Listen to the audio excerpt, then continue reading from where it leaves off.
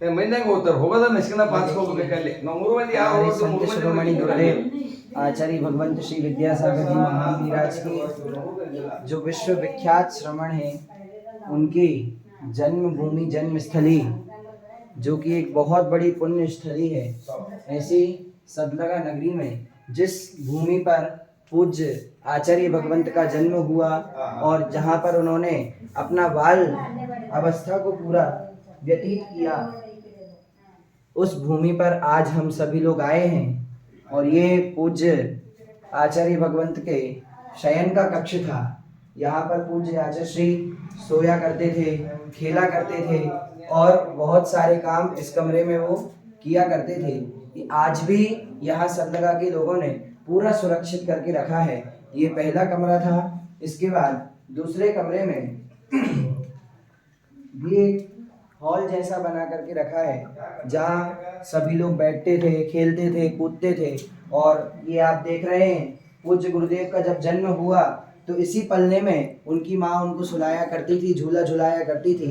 ये पलना आज भी यहाँ के लोगों ने संरक्षित करके रखा है। कितना पुराना हो गया।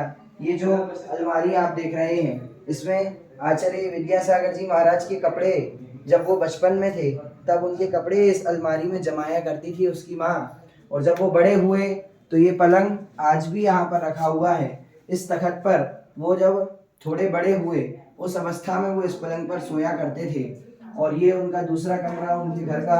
उनकी माँ इस चक्की से आटा पीस करके और गेहूँ पीस करके आटा निकालती थी। इतनी बड़ी चक्की आज भी यहाँ के लोगों ने ये सब संभाल करके रखी है। और आप देख रहे हैं आज भी ये कितना पुराना घर कैसे संभाल करके सदलगा के लोगों ने इसको रखा है। अंदर जब आते हैं तो ये पूज्य गुरुदेव की जो माँ थी, उनका ये चौका था। यहाँ पर वो भोजन बनाया करते थे। ये उनके भोजन बनाने की स्थान थी। ये आज भी आप देख रहे हैं उसी समय की ये सारी चीज़ें। ये जो गुंड आप देख रहे हैं पीतल की, ये पूज्य गुरुदेव के समय की है। उसी समय के सारे बर्तन ये पूरे यहाँ के लोगों ने संरक्षित करके रखे हुए, एक भी बर्तन नया नहीं। ये जो आप गिलास देख रहे हैं, इसी गिलास में पूज्य आचार्य श्री ने किसी समय में पानी पिया होगा। यही सारे बर्तन, ये चाय बनाने का, दूध गर्म करने का ये डंका जो होता है, ये पूज्य आचार्य भगवंत के उसी समय की सारी चीज़ें हैं। उनकी माँ, ये देखें, हमारे यहाँ तो ये देखने को ही नहीं मिलती। ये बहुत पुरानी नमकीन बनाने की मशीन है। उनकी माँ इससे नमकीन बनाया करती थी और उनको खिलाया करती थी।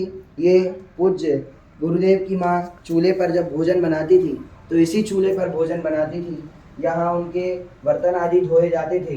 ये पुराने समय में लाइट नहीं होती थी तो लालटेन का उपयोग करते थे। इसमें बर्तन थाली वगैरह रखते होंगे।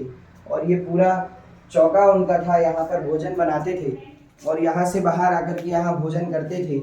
ये थोड़ा खेलने का स्थान उनका बना हुआ है। यहाँ पर पूज्य गुरुदेव की माँ श्रीमती जी विद्याधर जी की बाल अवस्था में यहाँ से उनको नहलाती थी। पुराने ज़माने में यहाँ ऐसे बाथरूम हुआ करते थे। और ये पानी की टंकी बनी हुई है जिसमें पानी रखा हुआ है। इसके बाद यहाँ भी देखें एक लालटेन और टंगी हुई है उजाले के लिए। और ये जो आप पुरानी साइकिल देख रहे हैं, ये पूज्य गुरुदेव की पिताजी इस साइकिल पर व्यापार करने के लिए जाते थे, साइकिल को चलाते थे। और जब आचार्य श्री भी बड़े हुए, थोड़ी से खेलने कूदने की उम्र हुई, तब वो इस साइकिल पर बैठ करके साइकिल चलाते थे और दोनों हाथों को छोड़ करके साइकिल चलाते थे।